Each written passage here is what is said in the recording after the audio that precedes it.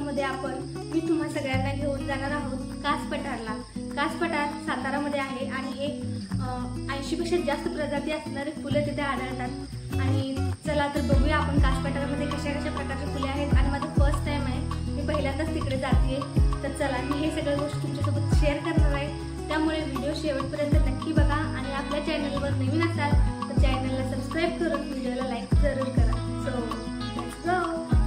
कुठे चाललोय? कुठे चाललोय आपण? फुले बघायला चाललोय काय? आणि काय खायला चाललोय? कसलं फुल बघायचं का आपण? कास पठार आमच्या गावापासून जवळपास 200 ते 250 किलोमीटर अंतरावरती आहे। त्यामुळे आम्ही घरून सकाळी 7ला निघालो होतो, कारण ट्रॅफिक पण तेव्हा कमी असतं। आणि त्याच्यानंतर आम्ही थोड्या अंतरावर गेल्यानंतर नाश्ता करायला थांबलो। नाश्ता झाला आणि नंतर आम्ही कॉफी पिऊन पुढच्या प्रवासाला निघालो। रस्त्याच्या बाजूने असणारी हिरवीगार झाडी आणि उंच उंच डोंगर बघत आम्ही केव्हा कास पठारच्या रस्त्याला लागलो हे आम्हालाच कळालं नाही।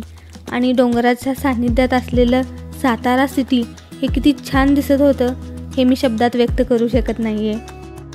सातारापासून कास पठार हे 25 किलोमीटर अंतरावरती आहे। इथे आल्याच्या नंतर आम्हाला समजलं की आम्ही संडेला येऊन किती मोठी चुकी केली आहे, कारण संडेला इतकं ट्रॅफिक जाम असतं आणि सगळे लोक तेव्हाच येतात। त्याच्यामुळे 2 ते 2.5 किलोमीटर अंतराच्या मागे आम्ही गाडी लावली आणि नंतर आम्ही चालत गेलो, कारण पुढे पूर्ण 2 ते 3 तास ट्रॅफिक जाम होतं आणि त्यात अंतराला घेऊन चालणं म्हणजे खूपच कठीण झालं होतं। तेव्हा कुठे जाऊन आम्हाला ट्रॅव्हल्स सापडला आणि त्याने आम्हाला कास पठारच्या तिथे नेऊन सोडलं।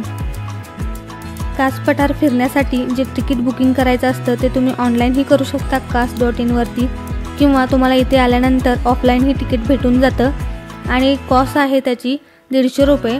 आणि त्याच्यामध्येच तुम्हाला ट्रॅव्हलिंग म्हणजे जे ट्रॅव्हल्स आपल्याला कास पठारवरून आपली जिथे गाडी पार्क केलेली असेल तिथेपर्यंत सोडण्याचे चार्जेस वगैरे सगळे त्यात इन्क्लुडेड असतात। आपण आलो आता कास पठारला आणि गर्दी असल्यामुळे मी संडे असल्यामुळे जास्तच गर्दी आहे। आणि माझ्या मागे तुम्ही बघू शकता फुले कशी फुलले आहेत ते। कास पठारामधील हे फुले सप्टेंबर आणि ऑक्टोबर या 2 महिन्यामध्ये खूप छान प्रकारे फुलतात आणि हेच बेस्ट टायमिंग आहे इथे विजिट करण्याचं। आम्ही इथे 3 ते 6च्या सेशनमध्ये आलेलो आणि जिकडे बघेल तिकडे फक्त पिंक आणि ब्लू कलरची एकदम छान अशी फुले आम्हाला पाहायला मिळत होती। आणि आम्ही गेट नंबर 2 मध्ये आलेलो आणि जिकडे बघेल तिकडे फुले दिसत होती आणि इतकी सगळी फुले एकत्र मी पहिल्यांदाच पाहिली होती। हा नजारा खूपच सुंदर दिसत होता। तुम्हालाही हा नजारा अनुभवायचा असेल तर सप्टेंबर आणि ऑक्टोबरमध्ये नक्की एकदा कास पठारला भेट द्या।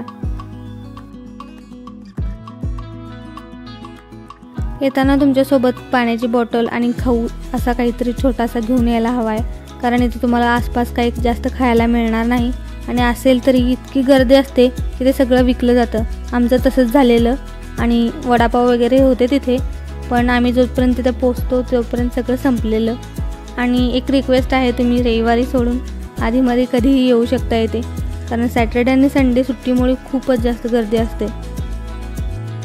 आणि इथे जितकं फिरेल तितकं फिरावंसंच वाटतं। आणि खूप जास्त आम्ही दमला असल्यामुळे थोडा वेळ बसलो, निवांत एन्जॉय केला, थोडेसे व्हिडिओज केले, भरपूर असे फोटोज काढले।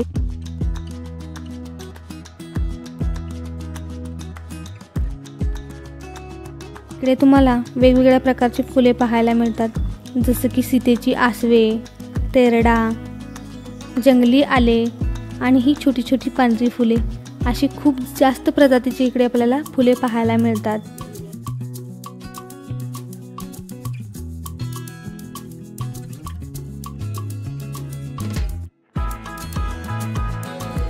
आणि इथे आल्यानंतर आमचं बाळ खूपच खुश होतं आणि ती सगळ्या गोष्टी एन्जॉय करत होती। ती फुले वगैरे बघून तिला खूप छान वाटत होतं आणि अशी एकत्र फुले तिने कधी पाहिली नव्हती।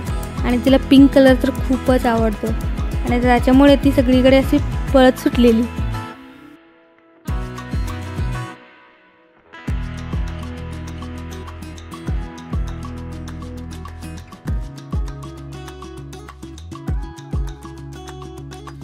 अंतरा ही चालून चालून खूप दमली होती आणि आम्हीही। आणि नंतर मग आम्ही कास तलाव बघायचं कॅन्सल केलं आणि ते कास पठारच्या इथे फोटोचा सेल्फी पॉईंट तिथे बनला होता आणि तिथे आम्ही थोडेसे सेल्फीज वगैरे काढले आणि नंतर मग आम्हाला न्यायला ट्रॅव्हल्स आल्या आणि त्या ट्रॅव्हल आम्हाला आमच्या गाडीपर्यंत नेऊन सोडणार होत्या, जिथे आम्ही गाडी पार्क केली होती तिथे. आणि जाताना हा काहीसा नजारा असा दिसत होता. सगळं ढगाळ वातावरण झालं होतं, सगळीकडे धुकं झालं होतं. आम्हाला कास तलाव बघायचं होतं, परंतु खूप टाईम जास्त झाला होता आणि जवळपास 6:30 वाजले होते आणि त्याच्यामुळे आम्हाला परत जावं लागलं.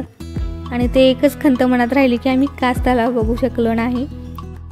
आता आम्ही चाललो आहे आमच्या गाडीकडे, जिथे आम्ही गाडी पार्क केली आहे. आणि बघू शकता तुम्ही कोणीच नाही आहे आणि आम्हीच लास्ट राहिलेलो आणि खूपच अंधार झाला होता. मग आम्ही चालत चालत आमच्या गाडीत पोहोचलो आणि घरी जायला निघालो. घरी जात असताना आम्ही विट्यात असणाऱ्या हॉटेल तुळजाई, जे विशालदादांचं हॉटेल आहे, तेथे जेवायला थांबलो आणि मग घरी जायला निघालो. आजच्या व्हिडिओमध्ये एवढंच होतं. व्हिडिओ आवडला असेल तर लाईक करून चॅनलला सबस्क्राईब करा. चला तर भेटूया लवकरच. Bye bye.